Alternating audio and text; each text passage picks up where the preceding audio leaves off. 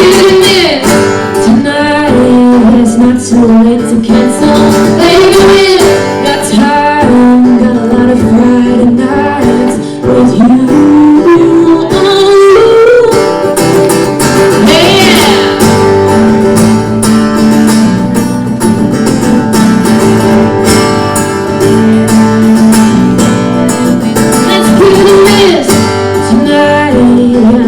Said we'll be there, but whatever, hit decline. Let's go out all the lines, just me and you. Yeah. Let's miss the city, blowing lights, miss the buzz just for tonight. Let's miss the dance until we fall, getting lost in it all. It don't matter what we do, I'm with you.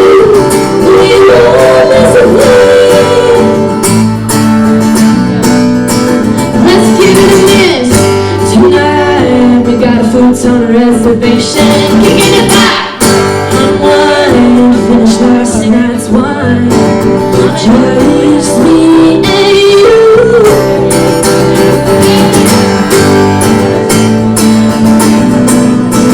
Let's miss the city, color lights, miss the buzz just for tonight. Let's miss the dance until we fall, getting lost in it all. It don't matter what we do, I'm with you. We won't miss a thing.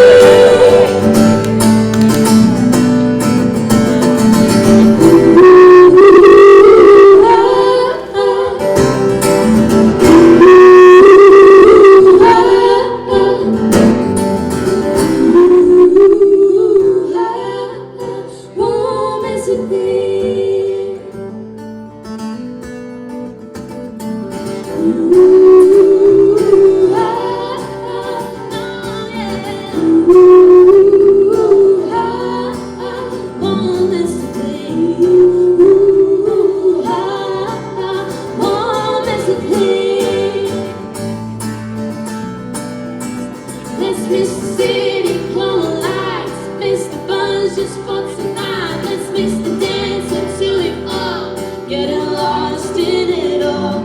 It don't matter what we do, I'm with you. We won't miss a thing.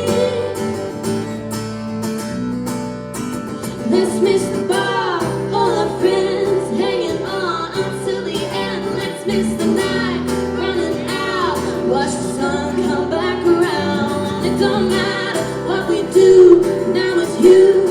We won't miss a thing.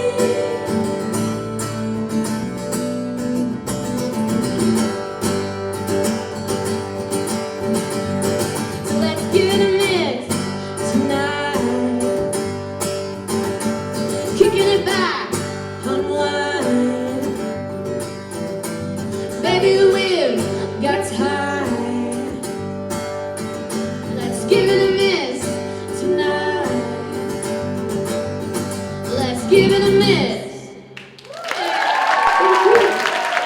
Cheers. So my name's T. We're the Dennis sisters, and yeah, let's get stuck into this. That was a song, an original of ours called "Give It a Miss," and it's kind of just about when you're in the right company, you know, you just everything sort of flows. Your vibe attracts your tribe. And that's what we really feel like we've done this week, being a part of the Youth on Fire program, being delegates at this arts conference. So, huge thanks for having us. We'd like to invite onto stage Andrew White, and he is going to be leading this panel. Cheers.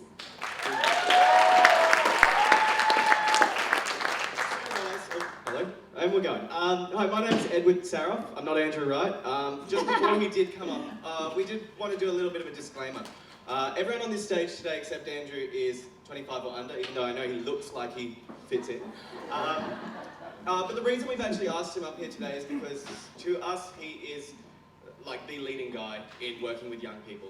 I've been working with Andrew for the past almost 6 years now, and I've never seen anyone that's able to extract so much information and creativity out of young people. So it seemed fitting that we invited him along to help run the conversation today. Andrew was actually not wanting to be up on this stage. It was us who approached him and really forced him up here. So first of all, we'd like to say a big thank you to you, Andrew, for joining us up here. It's all right. So let's hear it for Andrew, everybody. Thank you, guys. Thank you. I'd like to thank you very much. It's not that I don't want to be up here. I'm very honoured to be up here, actually, and I've been incredibly honoured to be working with young people all week, but I felt a little bit like Tony Abbott, Minister for Women, when I was told that they wanted me to facilitate. So look, the thing is, I'd like to start actually in a different space. I'd just like to shout out to the Mununjali mob and elders past, present and future, and for the amazing welcome that they've given to all of us throughout the week. It's been amazing, and I think they must be incredibly proud of the young people that we've seen throughout the week as well. Locally and from other areas as well. We're incredibly proud of the people who are up here on stage. We're incredibly proud of the people who have come out today to be part of this conversation. It's a very important conversation. I think it could be one of the most important conversations that happens throughout this conference. I actually really believe that, because what you're seeing here are the people who are the future people who are sitting toward the back of the room today. These are those guys. And so we really need to listen to them, because they're bringing innovation to the sector, and we've got to invest in these guys, and we've really got to make sure that I suppose their fresh perspectives are valued as much as anyone else's. So I suppose my job today is really to ask questions and get out of the way, and look out, because the young people are coming through, and they're where they deserve to be, which is on main stage. So radio.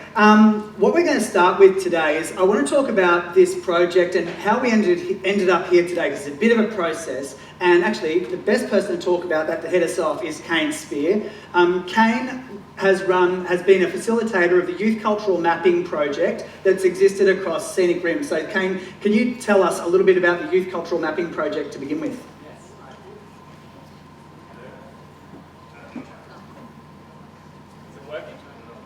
No. Can you hear me now anyway? Yes. So what the Youth Cultural Mapping Project is all about, the Scenic Rim Council had approached us, and they basically said is they want to hear more of the voices of young people. So they hold meetings. Ooh, hello. I don't have to yell anymore. So they've been holding council meetings at the local halls, but they're noticing that the people who are showing up are 30 and above, and not exactly young people. Young people, sorry. What was that? 50 and a half. 50 and a half? Okay. So what we did is we actually sent out a survey to the 6 schools across the Scenic Rim. And we basically asked, I think it was about 5 questions for their opinions on their view on the Scenic Rim. So some of them was, what do you find most difficult about living in Scenic Rim? Now, a lot of the answers were about transport, so actually getting places. We also asked what were the things that you really enjoyed about the Scenic Rim, and believe it or not, it was actually the beautiful environment we have, and to keep it that way as well. So I'll try and round it up for you. Basically, what it was about hearing the voices of young people and making sure that they're contributing something to their region, I guess. Yeah, that's what it was.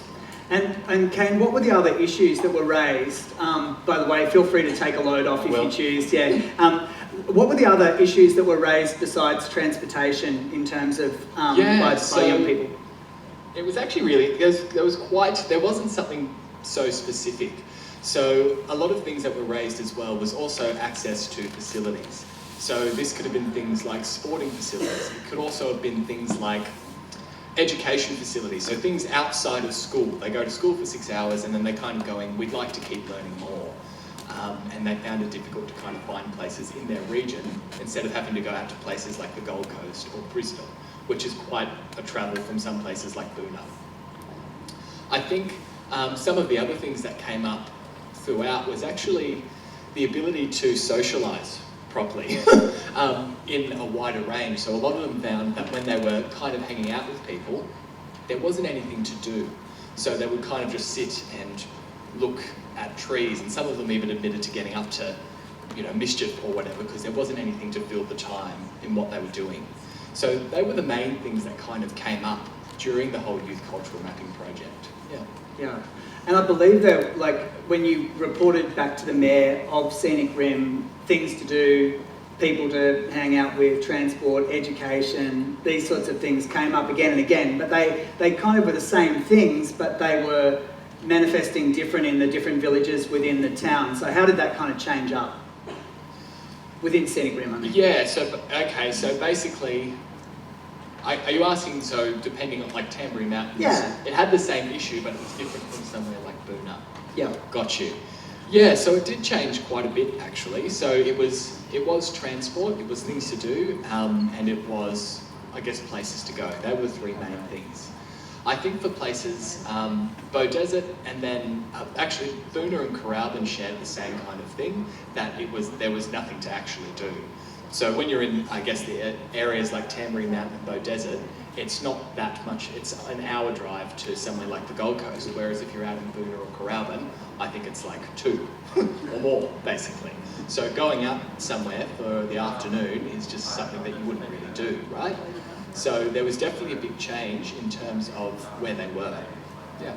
Yeah, fantastic. So I suppose what we might do is kick off this conversation. I'd like to introduce you to some of our other panellists. First of all, we have Ava Roosh. Ava is an intern at Goat Track Theatre. She also, at the moment, is finishing Year 12, and she's a student at Silkwood School, which has a very unique take on education, which might, I know a lot of the other young people were really interested in, as we were speaking in the pre-forum. We've got Edward Saroff, or Sparky, who is a teacher artist who's got several years out of uni now, did a theatre degree, and now is out working with young people himself. We've got Nakima Williams, who is a multidisciplinary Indigenous artist who has done some amazing things to provide access, and so her views are going to be a highlight, I'm sure. We've got Brianna, who you just saw breathe in, and she's one half of the Dennis Sisters. We've got Sarah Seaton, who, for those of you who were here last night, was integral to the Dress the West project, and has a lot of insights into remote communities and young people in the arts.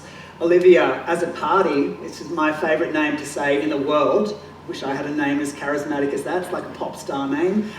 Olivia, as a party, is a freelance artist from Cairns who has a lot of insights. She now teaches as well. She's going to be talking a bit about mentoring and also artist-run initiatives. And we also have Madeline Brewer, who works as an assistant curator at the Rockhampton Gallery. So could you guys welcome these people to our panel for today?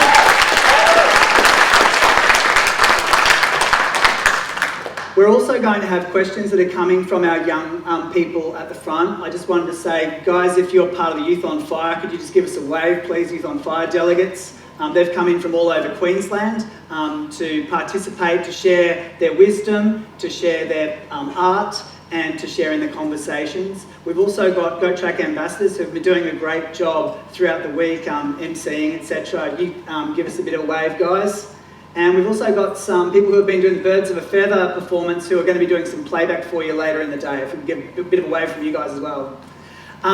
Erin and Heike, can we give these young people a round of applause for being out here all day? And we're going to talk throughout today that actually are huge access issues that still exist despite the fact these young people are here. Despite the fact we've actually got a good involvement here, there are actually still big access issues that we've been discussing throughout. We've also got, guys, and this is incredibly important, we also have some young people who have come in from Scenic Rim, from the various schools who have been part of the Youth Cultural Mapping Project as well. They're from a lot of the different schools. So my apologies for not including you in that original runway. Could you just give us a wave too if you're coming in give a big wave, yeah. Thank you very much, guys. And any of the other young people in the audience, thank you so much as well. So we thank those guys for coming in on their school holidays to be part specifically of this conversation. Crazy levels of organisation. Heike and Erin are going to be feeding questions. Heike from Arts Front. Live, and also Erin from the audience. So that's kind of where we're at to begin today. We're going to be setting up shop shortly on Kane has already discussed the issues that existed in this community, but I suppose one of the questions that we've got first of all for all of our young people is what the issues that he mentioned, how many of those relate to issues in your community as well? So I might actually pass down to Nikima for this first one, if that's all right. I'm just thinking of which way I want to. Yeah, sure. Like I do come from a First Nations perspective and living in a remote community, but basically it's the exact same for access for First Nations artists. We had a panel yesterday talking about this. We had a lot of questions around this. And for young people, it's integral that we need to have access, especially for people in regional spaces, because they are socially isolated. There may be not as much funds going through, and they may be harder to reach, but that doesn't mean that you have to try extra hard to reach them young people, because something as simple as handing out grant funding information or supplying them with a space to create or participating in a workshop goes far more than that one event and the impacts from that flow on. There's kind of like a misconception in the arts around it's almost like an extra in life. It's not like a luxury. Whereas to some people in regional and remote, it's not a luxury, it's a part of their stories, and they're already remote. Art is a way that they can breach barriers in terms of advocating and sharing their stories and telling a different story to what gets heard in the cities and around the globe. And that's really important, that we need to shine not just a mic, but shine a spotlight and more supports and infrastructure to regional places like that, because their stories deserve to be recognised. But in terms of physical access, it's just basic, like we were talking about that in a lot of speeches across today, but in terms of what's specific to youth, it's the way in which the approach is. Access to being on stage like this is one step, but it's not the step. There's many other things that need to come out from this in terms of like local councils talking to the schools, talking to young people, artists identifying like little pockets of areas that need their help. I want to hand it over here because I'm really interested to these ladies' perspectives, because we had really good discussions on this before.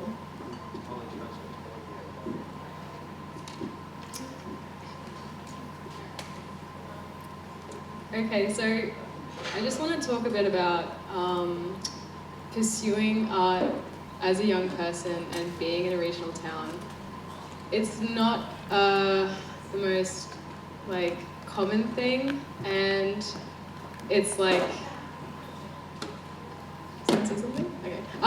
Yeah, and I just want to say that like coming out of school, you kind of like not looked down upon, but it's not the most, I suppose, kind of long-term pursuit in life. So when you do come out of school, you either like go to uni or you don't go to uni and you try to pursue life skills. And I think as an artist, like there is that idea about going to uni and doing that logical step and networking that way. But if you're not an academic person and if you don't like think that way, it's really hard to like build your life skills and skills as like an artist outside of that, because you don't know what's available, and it's really hard to talk to people about that because it's so unknown, like grants, ARIs, residencies, just like even like mentorships, like it's just, yeah, it's very hard. So I think having that access and like just having like just like a forum or some kind of like public forum or conference to show that like how to like legitimately apply for grants and how like what's available if you want to pursue that. So yeah. Is it? Thank you very much, Olivia. Is it okay for now if we, because we'll definitely be getting on to the transformative power of the arts in this conversation, I suppose if we could all set up a bit of a sense about what our communities look like, and the arts is a small part of that, so we know what the broader the broader dynamic is that we're trying to solve or transform through the arts. Is that all right? So I know that Kane actually spoke about transport, things to do, places to go, people to hang out with, socialising hubs, those sorts of things. I'd be really interested to hear, Olivia, how that fits in Cairns, what that looks like. Because all the people in this room come from different regions, and I think one of the things that's come out in the conversations we've had over the week has been there's a mistake in thinking that it's all the same for young people. They're all the same challenges everywhere in terms of the way they manifest. So how do those issues look before we get on to attitudes, access, people and place? Yeah. So what does your community look like for young people, even if they're not artists? My community, so I'm based in Cairns. I suppose for young creative folk, it's not very. I guess it's accessible and there are things to do, but it's definitely like middle range. Like it just covers the standards, but it's very much just like a standard regional town. You know, like there's a few groups here and there. There's like workshops, but there isn't many like long-term kind of like pursuits. Mm-hmm. Yeah. Thanks a lot. And Madeline, what are the kind of general challenges for young people in Rocky? So I have only really lived in Rockhampton for about 10 months. So Yep. I can't speak too confidently on the community, especially because we haven't done the hard research to figure out where exactly Sure. we should be putting our time and our energy and our focus. But I think it's something that needs to happen, and it's something that has to happen in consultation with young people. But from my very basic understanding of the region, there is a strong disengagement still. So there's a strong disengagement, not just in the arts, but across the board. And from that disengagement, I think arises a lack of empathy often, and trying to put in place the strategies to combat that, I think, is the ground issue. Yeah. Thank you so much. Sarah, could you tell everyone about where you live and just what the life of a young person looks like? Yeah, absolutely. So I'm based in Barcaldine, which is way out west, for those of you who don't know. It's a really little town. I think we've got a population of about 1,200. And as far as access and everything goes, it's quite limited in many, many ways. It's 6 hours away from the nearest big town where you might find yourself in, big theatre productions or large galleries or really huge opportunities for artists. A lot of artists in Barcaldine, or in my personal experience, kind of really, really isolate because there's not a whole lot of good open community space where everyone's really encouraging to come down and work together, and if there is, people don't know about it. So everyone sort of hides in their room, does their art, no one sees it, and then that furthers on to the mental health issues out there. And just to top it all off, we're in a horrific drought out that way. So it's all very challenging, but I'd say like the literal location is one of the hardest parts. Like the project we've been working on recently, you might have to drive 200 kilometres, 300 kilometres just to work with the people that you work with every week. And that can be really tiring, it can really burn you out. So there's a lot of problems out there and we've just got to work on how to fix them. Absolutely. Bree, I know you're more sunny coast, but what's it look like in your neck of the woods in terms of general kind of life of a young person? I know that obviously we're going to be, drawing a couple of long bows here because you can't talk for every sunny coast person any more than Sarah can speak for everyone in Barcaldine. But what are the major kind of concerns for young people where you are? I would say definitely the support in school. Art is not very heavily encouraged. In fact, it's very discouraged. And I would say especially for youth. So I'm 20, so I'm a few years out of school. But even leaving school, it was, what's your backup plan? And that was only ever asked for the arts industry, never for anything else. Yeah. Cool, thank you. I might hand on to Sparky because he's on the Gold Coast actually. But So Gold Coast, young person, major challenges? Yeah, I think on the Gold Coast there's a big push to bring people to the coast, but not a push to invest in what's already there.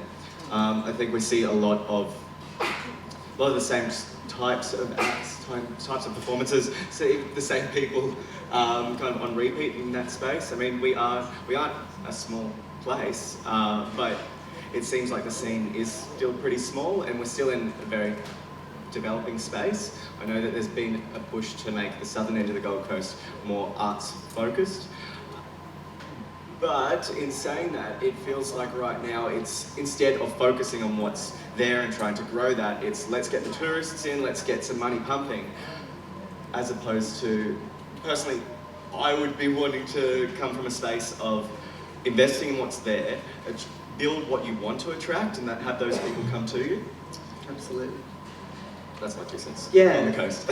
Yeah, thanks a lot. I might flick out at this stage, and we will get to our other panellists shortly. I might just flick out to our young people who are local or further afield, just for their perspectives on what they see as the main challenges. And just so I'm being transparent with everyone who's here today, I think it's important that the conversation we have around the arts for young people is not divorced from the conversation about the life of a young person, because it's it becomes a little bit of a siloed conversation that has no context. So by just spending a little while, I hope you'll indulge me in trying to find out those major concerns for young people that they have in common, so that then when we're having the conversation about attitudes, access, people and place, and the role the arts can play in transforming these issues, that we actually have a bit of a knowledge of the issues. So anyone down here who's got a bit of a sense of giving us an insight of the things that are happening in their local community that they see as concerns, if not for themselves, then for other young people. Hi, thank you. My name is Grace. I work for BMAC. I am from an African background. I'm South Sudanese. So I'm going to be speaking, I guess, from that cold perspective.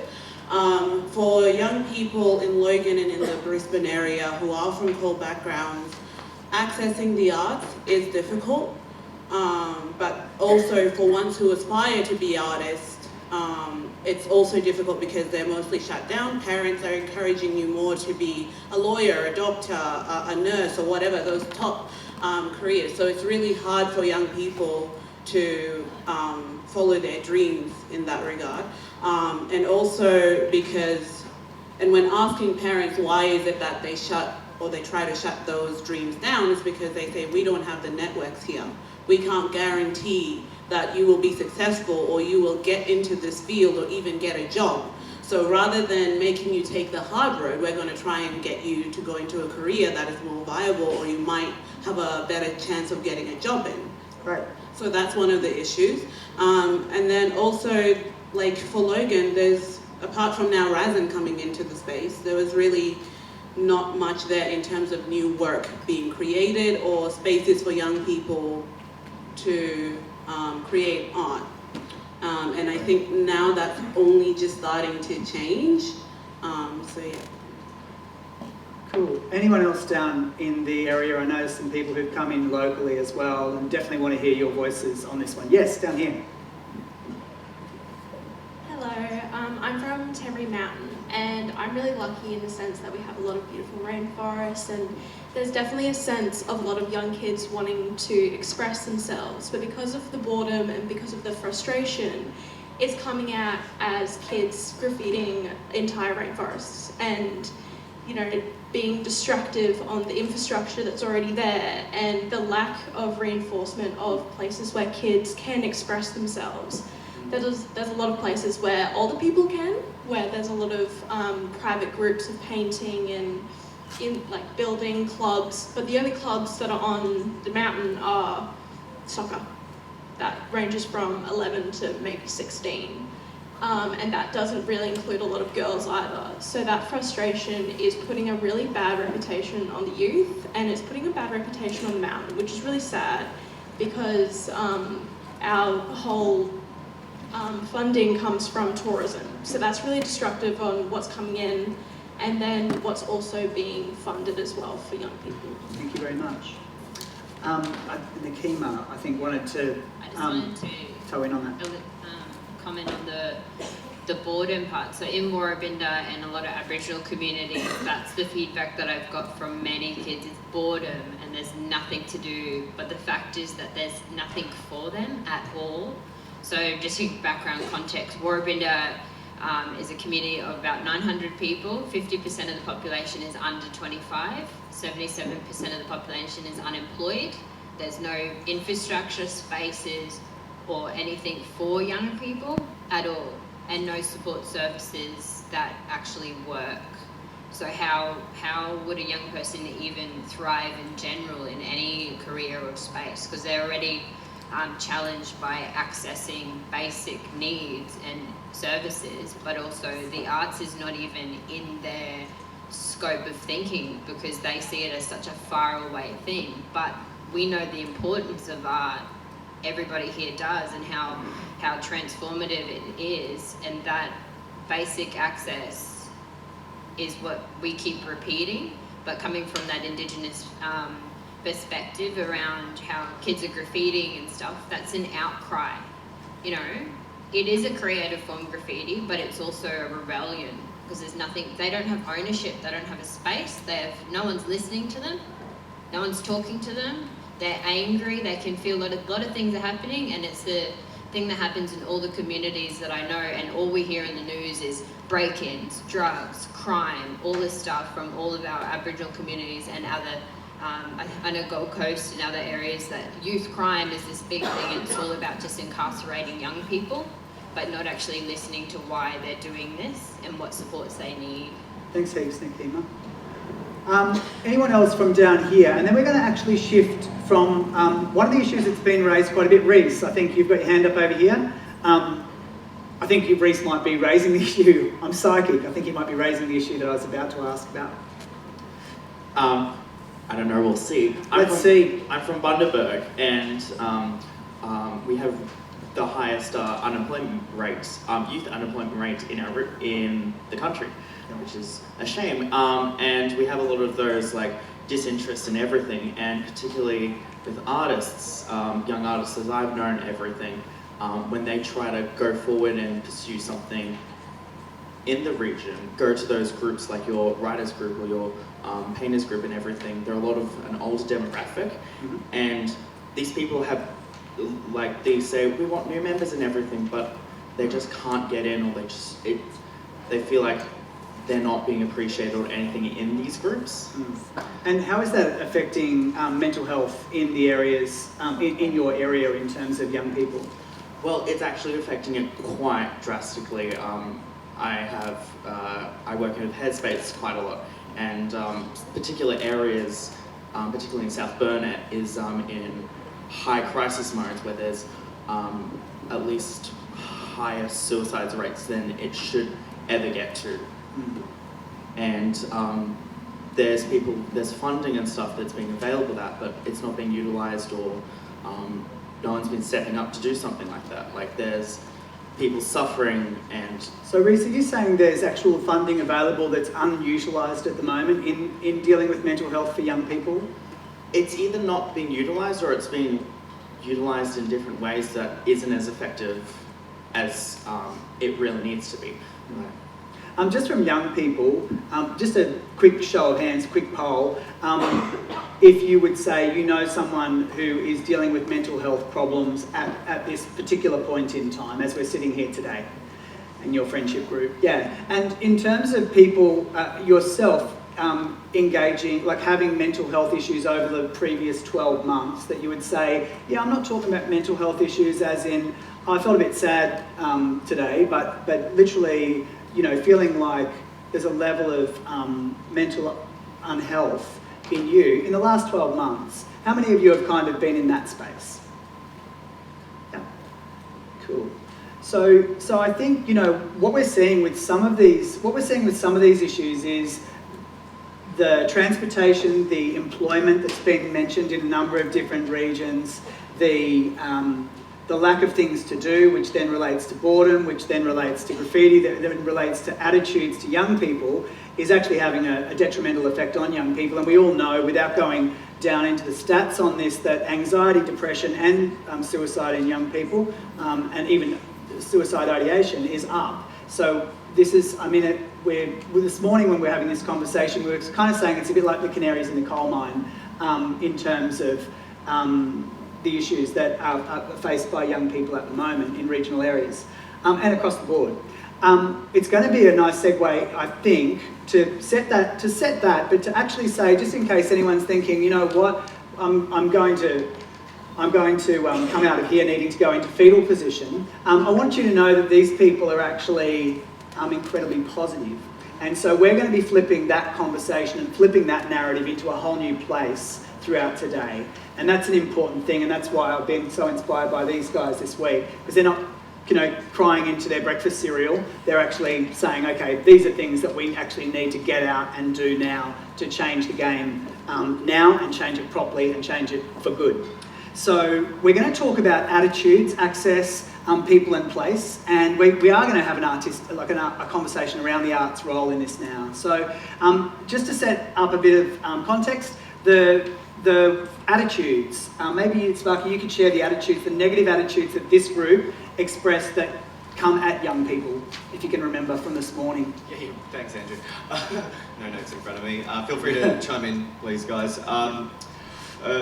Sorry, how young people, and like when they're given negative feedback from the place, what are the negative attitudes that are coming at young people? Laziness was the first thing that went up on our board earlier today, that we don't have the motivation, or we're too busy doing other things, and that our focus is in the wrong place. I know you were mentioning things like video games earlier on. I'll let you, I'm sure you want to have a bit of a chat about. They're looking at us film, but the way that art is ingrained in everything that we want to be doing, and I think it's going to be better to pass this on to someone else, Andrew, if I'm honest. I was running around the space a bit during that one. Yes, please. I'm just trying to remember some of the key people that we talked around, and we all kind of shared a lot of experiences, which we as young people know, and I guess adults wouldn't know, is that, like me personally, I did not have any supports at school in terms of the arts, and I was a bit of a rebel, and I think some people here kind of know that already. But if you don't support a young person and give them a little push of encouragement, that throws out their whole trajectory in high school, because there's too much pressure on young people around what career pathway are you going to do, what subjects are you going to do, what's your OP score, what are you going to do, oh, arts isn't a long-term job, you can't make money, what are you going to be, a poor artist all the time? And those are the negative way that we speak about things is very detrimental to young people's spirit, but also themselves as individuals. Schools don't provide a space that encourages individuality and building that and working on people's strengths.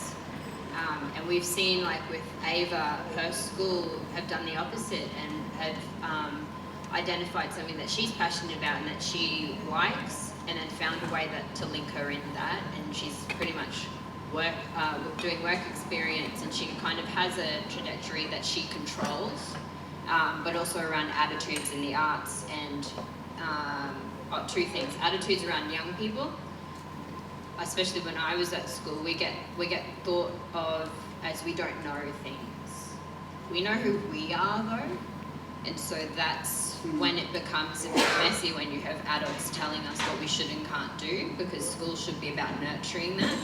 And if we're going to have amazing, strong creatives in the room, you cannot tell young people to just stop thinking and dreaming and telling those stories that they're telling, or experimenting the way they're doing. There is that, I guess, attitude around being lazy and unmotivated, but really there's too much pressure put on students and uni students, but also staff and teachers in the schools, and so then you just got this little condensed space of pressure and stress.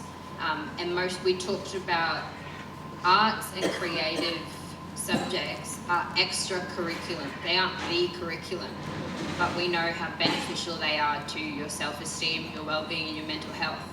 Why is that not a part of the curriculum? You know, they push algebra so hard, but why isn't that we've got a number of people with the theatre that are super amazing, and if you didn't have a drama teacher at your school that encouraged you, or if you didn't have an art teacher that let you have a go, would you still be in the arts? That's the thing, because I wouldn't, really, if I didn't have that opportunity and that one person that did that. The other attitude was laziness, and we're always on our phones, we're always playing video games, we're always watching content. But what we're doing is it's entertainment, and we're deconstructing things. Video games, movies, and that is art. There's acting, there's script writing, there's design, there's interior spaces within that, and it's entertainment, and that's where the future of a lot of jobs are going. And people need to just realise that young people also need to be young people. So just kind of like back off a bit. Thanks. Okay? Thanks, Sabrina. One of the things that was really interesting when we were discussing what are the positive how are young people seen negatively, it was interesting that some of the times there were polls. So what that looks like, just they're incredibly egotistical, up themselves, upstarts. And then they're also incredibly insecure, anxious, and self-deprecating and don't believe in themselves. So it's basically what we're saying is you can't exist out here and you can't exist out here, you need to exist in here, yeah? Where it's nice and comfortable for the adult population. So that was something that came up again and again. If you look at it, that's one poll that was mentioned this morning in terms of extremes. You're not allowed out here and you're not allowed out here. Don't be too full of yourself, but don't be too insecure. Be convenient was kind of the message that came out.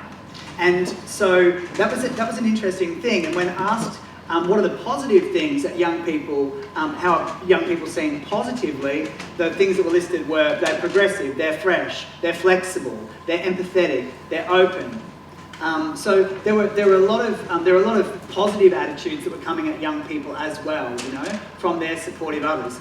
Something that Kima said then, which was really interesting, was would people be in this room? And I think it's a great question. So I'd like to re-ask it and just do a bit of a whole audience poll. How many people are here today in this room because they can think of one person who really believed in them and took them under their wing at some point? Raise your hand if that's the reason you're here today. So just have a look around. You can join them if there was more than one person who believed in you and they came and got in your ear. Hands up if there's a person who you can think of or people you can think of that believed in you. Cool. Now, that's the power that we all have to change young people's lives. We have the power to change people one person at a time, yeah? One person at a time. I want to talk about one person beside me because, Bree, you're trying to pop into the music industry at this stage and on the Sunshine Coast, and so you've got all the normal challenges that go along with that. So we might talk about, besides your own personal challenges, we might talk about the normal challenges first of all. So what are the normal challenges busting in, trying to emerge as a musician? So in about grade 9, I'd kind of decided that, you know, music was definitely, you know, a career path of mine. And so my sister and I had a duo, and we began travelling a lot, and we would do crazy hours, and school was certainly not supportive of that. We had to, you know, stick to the same deadlines on 3 hours sleep, if we were lucky. And so we actually ended up not dropping out of school, but homeschooling, which we didn't want to do because, you know, we love school, but for us it was the only option in order to pursue music as a career. And yeah. Yeah, right. Yeah. So that's the extent that young people are going to with our education system. If they want to be artists at the moment, they're leaving the school. Yeah. So yeah, I would have had to stop music basically for the rest of my high school and focus on that, which is, you know, not what I want to do as a career. Yeah, right. So now, interestingly, the reason I'm really interested in Bree in terms of discussion of transformative attitudes is because actually when I got to know her in the mentoring in Youth on Fire over the last month, I found out that she's a musician. She has hearing impairment. So she can't hear very clearly, and in certain venues she can't hear at all, pretty much. Yeah, like, so it's really difficult. On top of that, she has a lung issue from an operation when she was younger, which reduces her capacity to sing. On top of that, she has a spinal kind of shoulder thing that makes it tricky for her to perform. On top of that, she has a spatial awareness issue, which means that even when she's been on national television broadcasts, the producers have had to help her up the steps so that she doesn't fall over. She has to find the edge of the stage, all of those sorts of things. And yet, with those 4 things that most people would say are pretty fundamental to a performer, being able to see the stage, maintain energy, have a lung capacity and hear yourself, here she is, and she's completely kicking ass and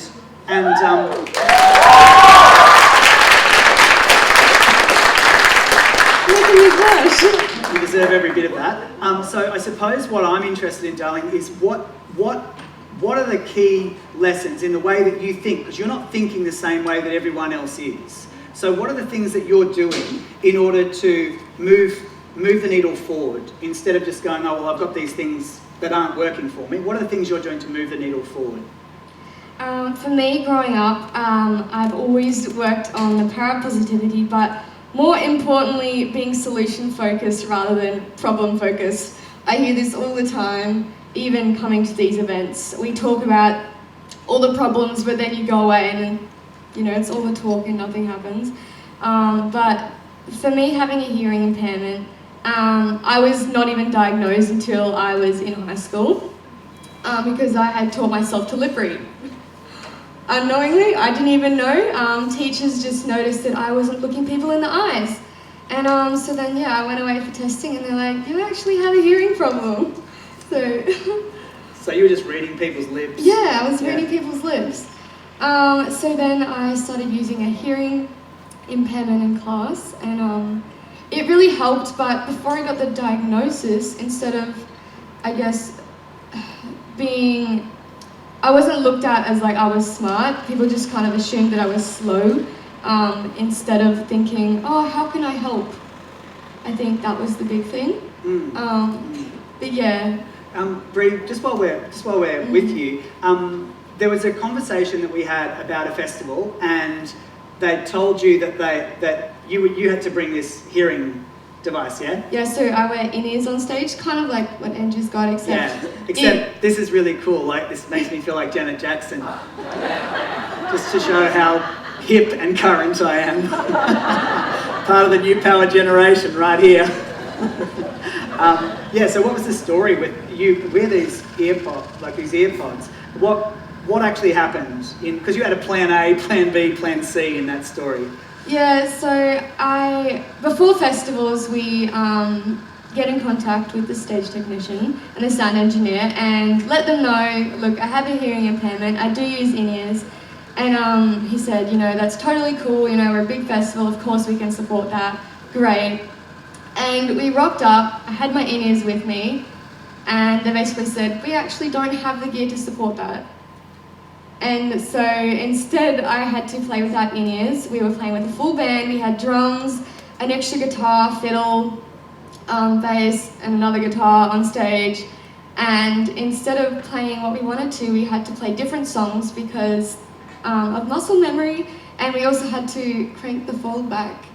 And even though we had messaged the sound technician and on email gotten the all clear that would be okay, we still rocked up and had to improvise on the spot, Yeah, and I think the thing that I loved about Bree's story when she told it was like, ear stuff, did all the right things, fold back, problems there, and then, okay, I'm going to have to play from muscle memory in order to make this thing work. But I'm going to have to ditch finger in the myself. ear every now and then so you can, harmonise. Yeah, and the thing that's inspiring about these guys is that that's a great story from Bree, but it actually is pretty par for the course in terms of young people and the way they can inspire us through their thinking, I think.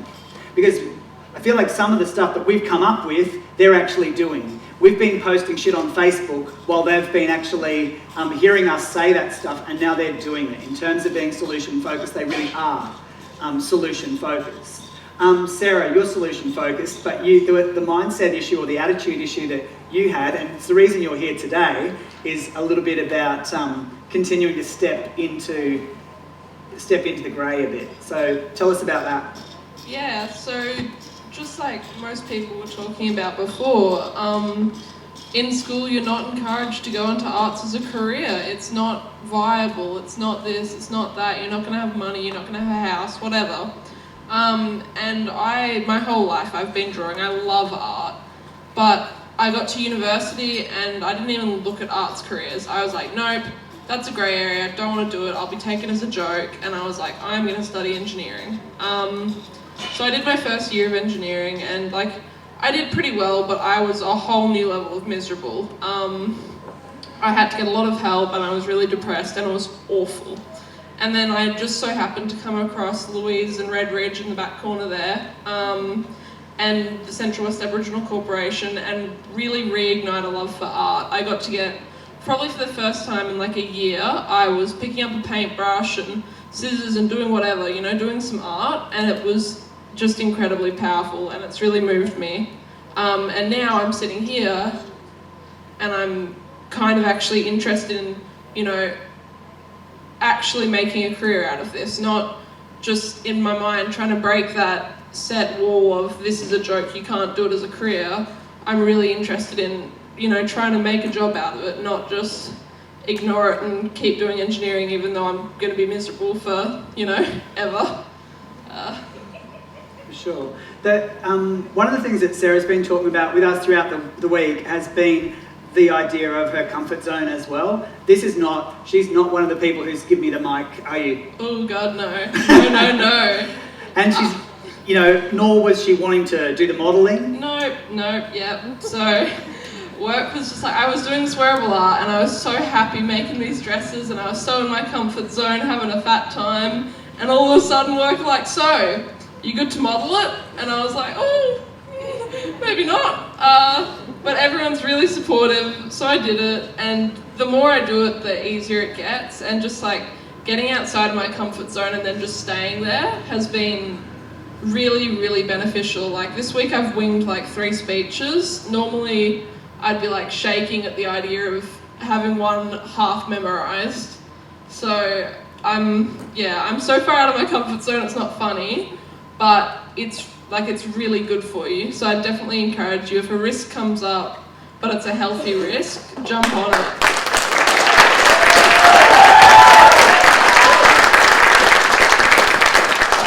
Olivia, you've got a little bit to add on risk-taking in terms of what you did in Cairns with the artist-led initiative that you had. Can you tell us a little bit about what you did there? Yeah, hello.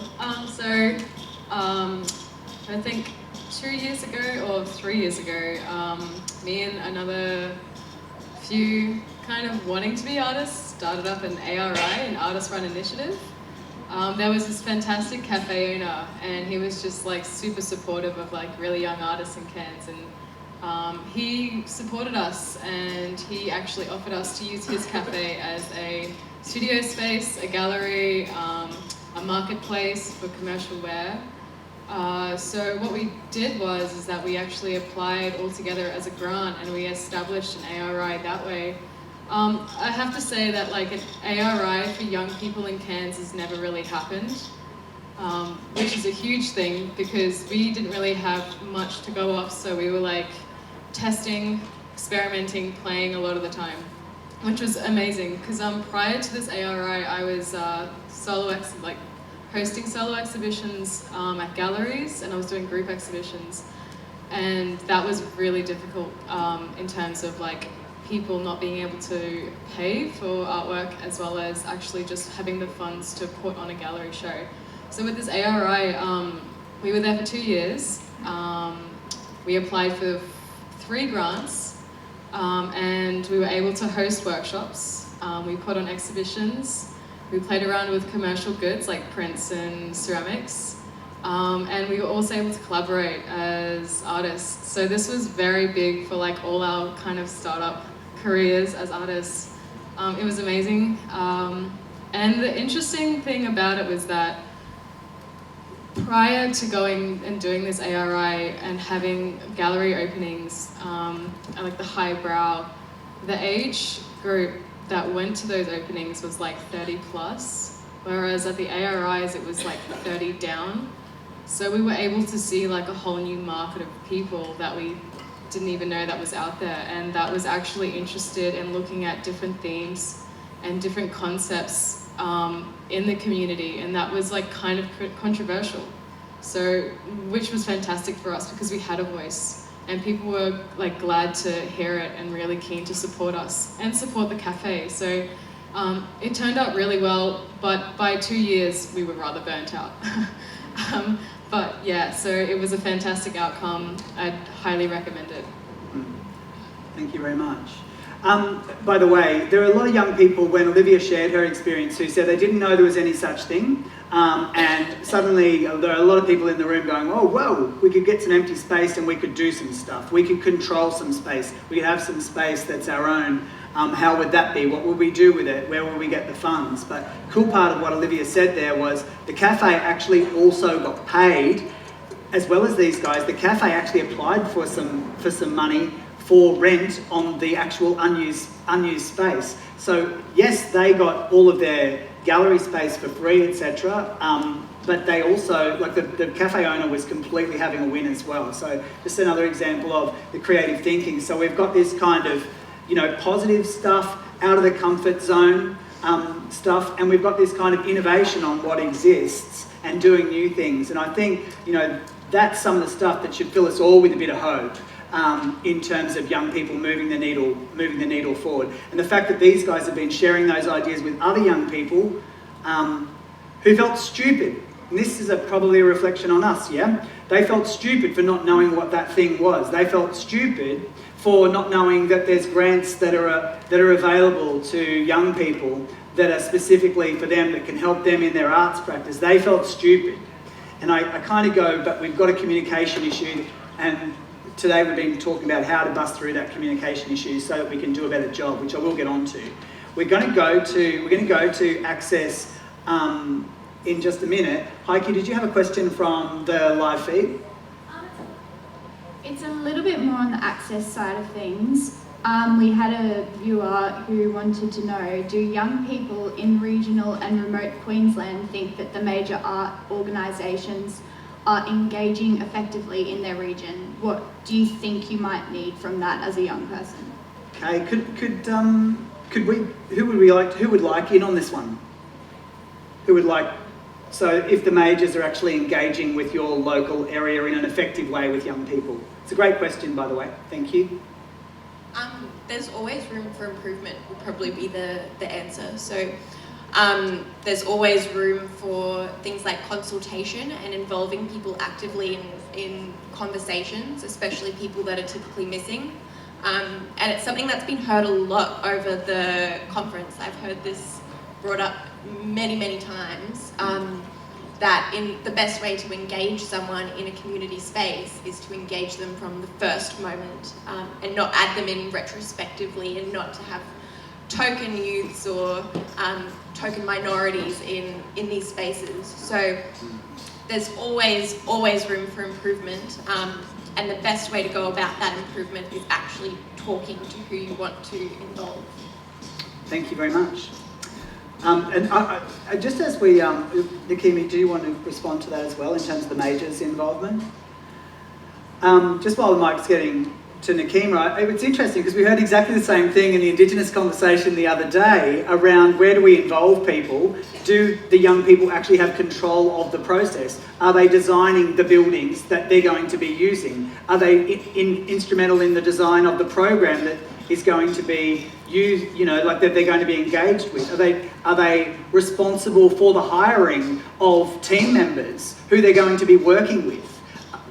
Where should their involvement exist? And the answer that was derived from this morning's session was all the way, from hiring of team, to assessing of team, to designing of buildings, facilities, budgets. These things are things that there's no reason that young people should not actually partake in from the beginning. And in fact, innovative places and innovative countries are doing that.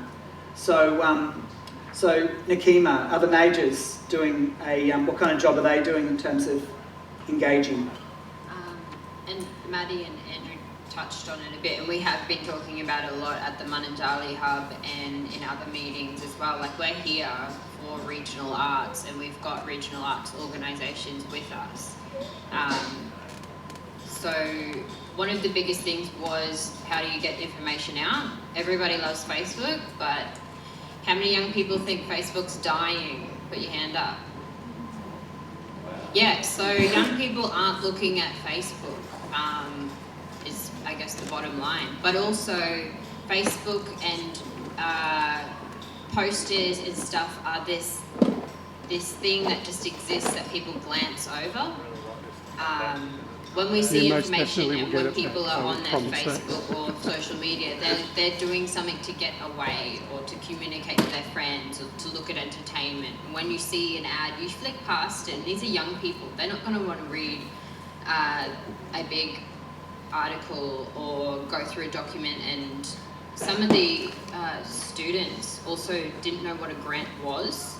So when you have all these opportunities for young people that they need to be accessing to attend conferences or to get funding or to go and do work development or workshops, they're not reading it, they're not seeing it. We need face-to-face, especially for young people. We talked about it a lot with the First Nations and how do you consult with traditional owners and community groups. It's the same with all minorities. It's actually just asking questions and talking. If your organisation or who you work for don't have the capacity or the money to do that, it's about finding someone on the ground who is the best person that kids trust. That's the other thing, is bringing people in that kids or young people don't trust. They may have a really good CV and they may have some amazing work, but if those young people aren't comfortable around them, or if they talk in a way that they can't relate to, then there's no point in involving that person and paying that person, because that impact's not going to filter down to young people. We talked about school. School is already that stressor, and having someone bring up like doing something at lunchtimes or outside of school, that's creating a whole nother thing. Someone did ask, having posters at their school would have been great because they didn't have anything. I guess that is an option, always put them out, but talking with the staff and the people that they're engaged with, because those are the people who can identify young people who may be too shy to put their hand up to say, oh, I really want to go to that thing, or I think I'm worth that amount of money. They need adults to guide them, and it's simple, just need to be communicating and talking. Sparky, thank you, Nikima. Did you have a response just on the majors? I live 50 minutes from our major theatre company, and if I'm being honest, I don't feel the effects. I don't feel that they are present in the work that we do with young people and that I go and see. I think when I'm engaging with the major theatre company, it's because I'm going to see one of the shows they're putting on. Or the other time that I'm hearing about them is when schools are coming to me asking, do you do something like this? And really, actually, sorry, I'm going to the schools trying to give free workshops, actually. It's usually really, really hard to get into schools to give them something for free. It's crazy, it's crazy. We talk about there's no money for the arts, but you won't take something for free. But I don't feel the impact of the major theatre company, and I feel that I'm not sure what the aspect of support that we're getting from them is, like in the wider community, whether they're saying, look for these younger theatre companies because that's not our specialty. Like, because Goat Track, we focus on young people. We work with young people from Billy Goats, what's that? Pre-prep, all the way up to university age students. And the big thing we see, we've talked about it a bit today, is the lack of the art in schools and taking it seriously. So I think it's like I'm just not feeling it. I'm not feeling their involvement. Yep. To be blunt about it. Sure, no problem. We got Joe who wants in down here. Erin, thanks, Joe. Hello, my name is Joe. I'm a performer from Brisbane. Something that I think they can give us, they're looking for examples as to how to engage us and what they want from us, is Queensland Theatre, I'm going to name them, have some amazing facilities. They've just rebuilt the Billy Brown studio. What they can do for us is open up those facilities for rehearsals, for gigs, for anything like that. I just don't see the web represented in their audiences or their season. Thanks, Joe. Maddie. I think it also has to be a continual conversation as well. So it can't really be a once-off, let's consult with the youth about a particular issue, a particular engagement problem, and then think that that's going to be a strategy for the next 10 plus, 20 plus years. So I'm programming for a regional art gallery at the moment, and I'm 21, but if I'm planning 5 years ahead into the future, who knows what the youth audience will require in 5 years, and I'm trying to project that, but I won't be a young person then. So it needs to be a continual conversation and a continual dialogue over time, not just a once-off. Thank you. We had some people who were also talking about access issues more broadly as well. Peyton, are you around at all? Can we get a mic to Peyton? Just in terms of, Peyton, could you just tell everyone where you're from and kind of what your access issues are at the moment in terms of doing the things you want to do? Hi, so I'm Peyton. I'm out from Roma, which is 7 hours west of Brisbane, so that's travelling in a car. So you sit all day to get here, do something the next day, sit all day the way back. It's not fun, I'm telling you. So problems that we're having out west is that we really don't have access to anything. Like, for an example, this is one that I used this morning as well. When I was doing drama in grade 9 and grade 10, our drama teacher that we had out at the school, because we have 2 schools in Roma. We have a St John's Catholic school, which is the one I go to, and then we have the state school. I'm not sure what it's like at the state school. But at the Catholic school, our drama teacher, she moved away to go to like Ipswich or something. And in those 2 years, we were unable to fill the position of a drama teacher. So we were given instead English teachers and history teachers and people that had no interest in the arts whatsoever. So instead of having our needs fulfilled and our interests developed through the subject that we're given, instead it just got the backhand.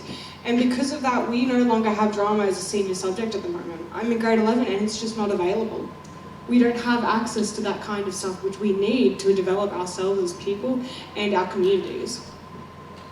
And thank you, Peyton. And it was discussed that actually puts Peyton at a distinct disadvantage to people who actually do have access to drama when she wants to move on into tertiary study and things like that.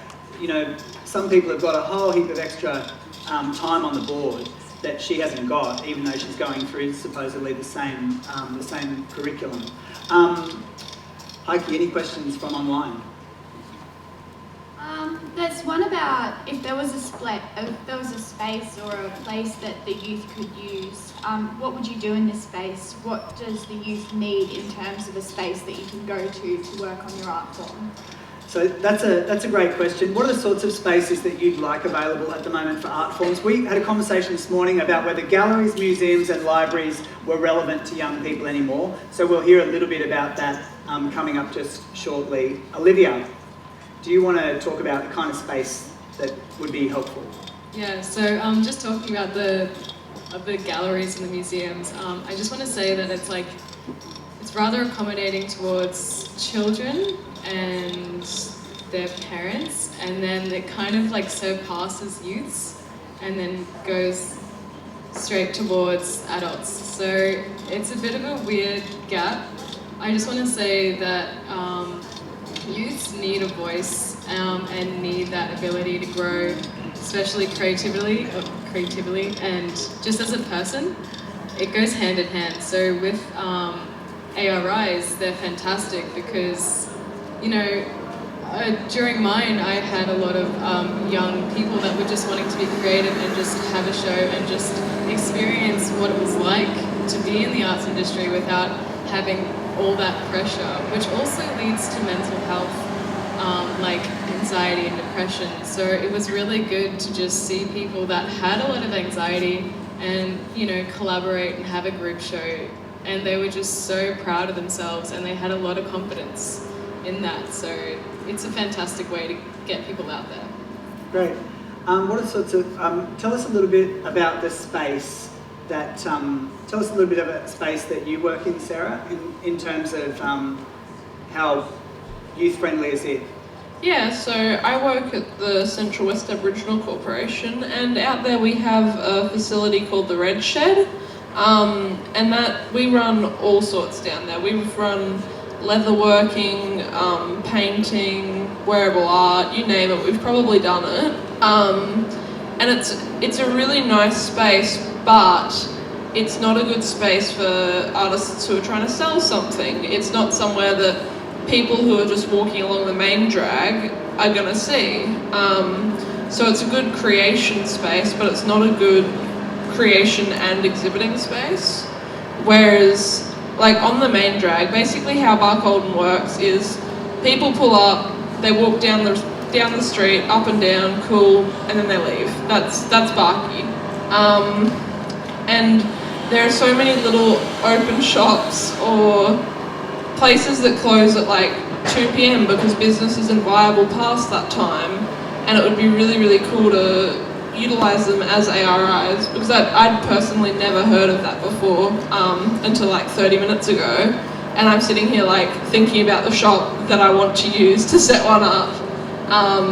So I think that having that sort of space where you can have maybe a corner for someone to be working so that people come in and they see someone in their creative process, but also like a couple of couches, some coffee, and a place to exhibit your work for people who are just passing by, want to have a quick look and then wander off. Thanks a lot. Yeah, for sure. So spaces, like there's none in community. And just going back to that Facebook thing, in regional spaces, I'm not sure about some other people, but in community no one has access to, they don't have the internet.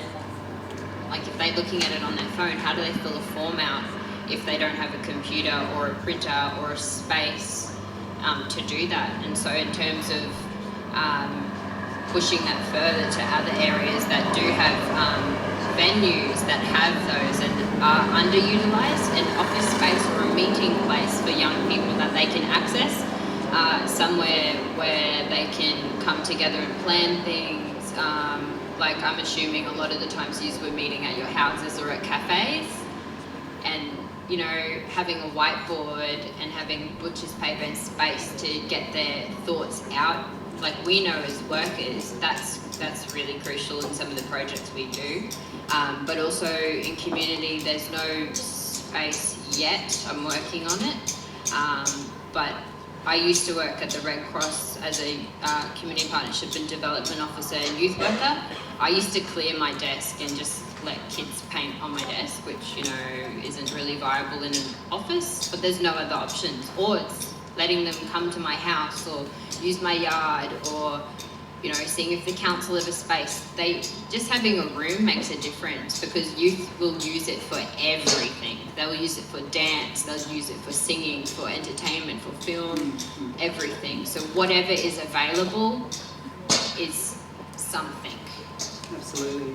We're really about to pass down to Ava. Thank you for the question from the audience. Ava's actually going to be speaking directly now to what our last kind of part of things for this afternoon, that is the value of people. And the big issue that came up for these guys is mentorship. That we have a responsibility to mentor people, and that we have a responsibility to be mentored. So we have a responsibility to grow, we have a responsibility to help grow others. It's kind of like a human responsibility, you know?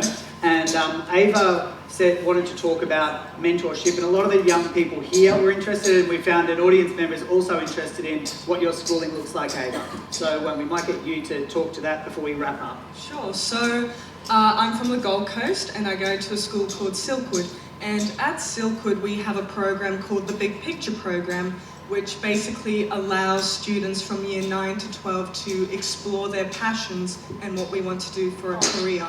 So they really strongly encourage young people to go out and find internships, traineeships, and do certificates and TAFE days. So for me, I was very fortunate enough to be interning with Go Track and have my beautiful mentors, Andrew Wright and Louise Barnson, who own the company. So basically what I do throughout my school week in year 12 is I spend 2 days at Go Track, school day, 2 days at school and 1 day at TAFE.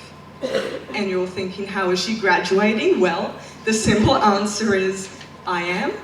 And not only am I graduating with a Year 12 certificate that says, you know, congratulations, you passed, I'm graduating with the knowledge of what I want to do in my field. And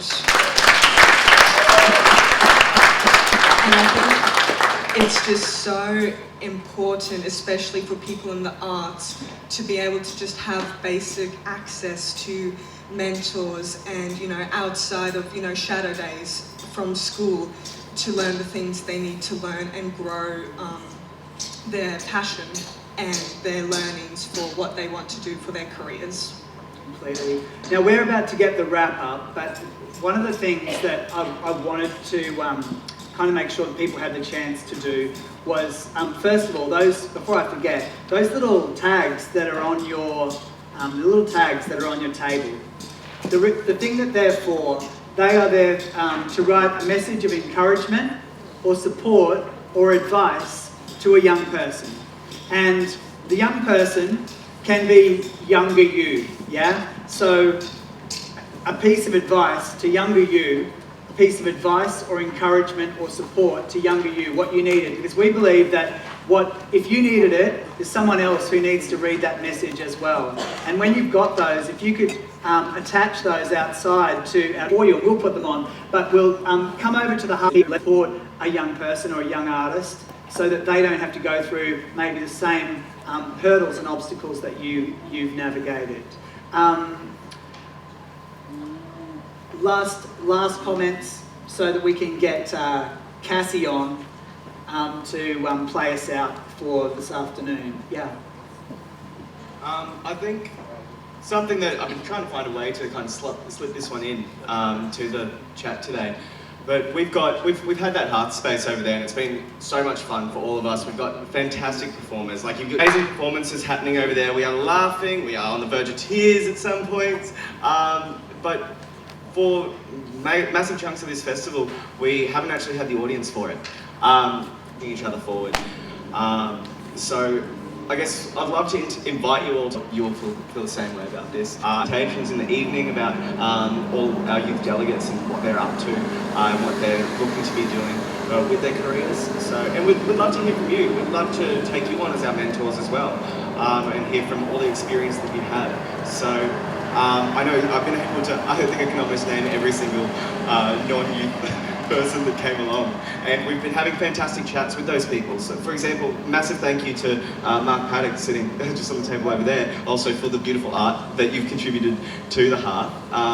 You've been someone that has been outside of, would really like to open the door and welcome you all into that space so then we can have more Marks joining us. Please don't be afraid to come join us, because we want to be growing our industry with you and learning from you and learning together. So please come along, come celebrate with us. We've got fantastic performers all afternoon. We'd love to have you there with us. Fantastic, thanks Sparky.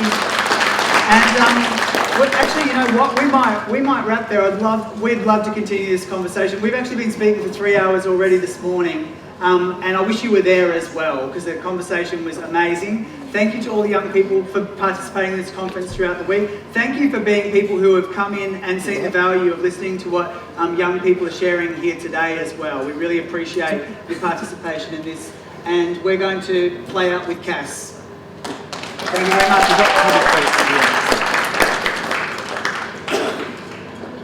Just stuck in there and make sure.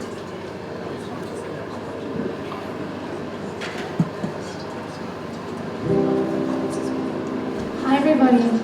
So I really enjoyed watching everybody speak and hearing everybody's stories, and I think one of the biggest things from it is having the access as a young artist.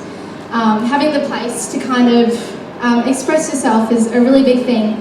And for a while I didn't really express myself. I didn't really show who I was. Because at the time when I was 14, I was diagnosed with scoliosis, and so that, for those of you who don't know, is a curvature of the spine.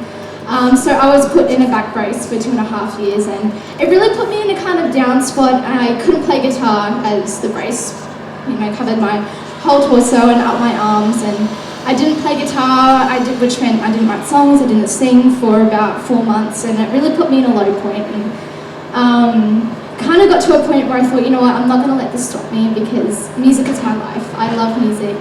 It really helped me kind of bring out of that. So I think if we can have, you know, the access to those places for young people to be able to express themselves and be who they want to be, I think that would be really helpful, yeah, as a young artist. And I wouldn't have been able to be where I am without having music as my main goal to kind of reach towards in that tough time. So I wrote this song when I found out that I could stop wearing my brace and be myself again and show who I really am. And I got to write this with David Carter from Carter & Carter at the Country Music, Academy of Country Music in Tamworth. So this one's called Who I Am.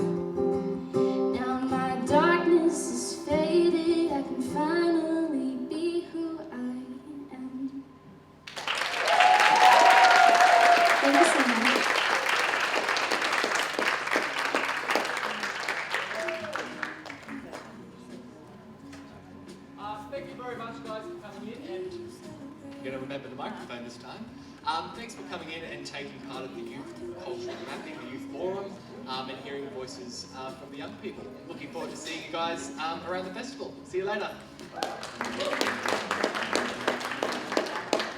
Okay. Okay, just a little bit of housekeeping. It's hot out there. Who hasn't had a drink in the last 10 minutes? Okay, who's got a water bottle that's full? Okay, who doesn't know where the water hydration station is? Okay, can you all make your way over to the water hydration station? Fill up your water bottle, keep hydrated. The next session in this space is the Arts Cafe Transforming Access from 2 to 3. At the Ignite space there is breaking down barriers from 2:30 to 4. Then it's followed by There's Something in My Shoe performance from 4 to 5 and Playback Theatre wrapping up their conference at 5. 5:30 we'll be kicking off the evening's entertainment with the Haystack Mountain Hermits, Mananjali First Nation Project and then Topology. But remember, stay hydrated. Put something wet around your shoulders, it's hot out there, find some shade. On the first day I met Elizabeth and I was saying, oh, here's John. And we walked towards you and I got distracted. So it's been like 2 days going, so yeah, he's working on a project with Coach Ginny at the moment with First Nation artists, doing a printing workshop up there. That's what makes you. Okay.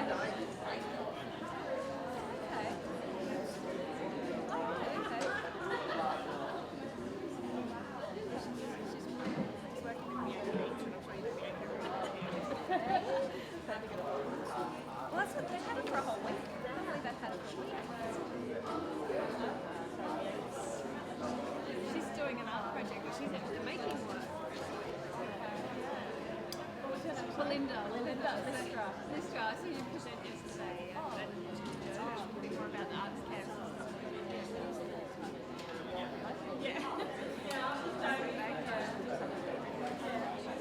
That was last year, wasn't it? Before the Games?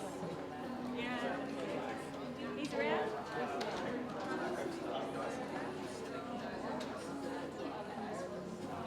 Okay.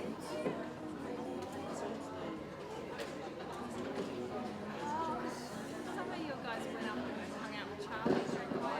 Was this the Gold Coast for that one?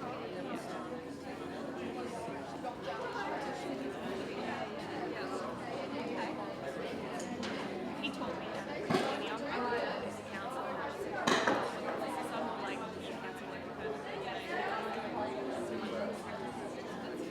yeah, awesome. How much you like me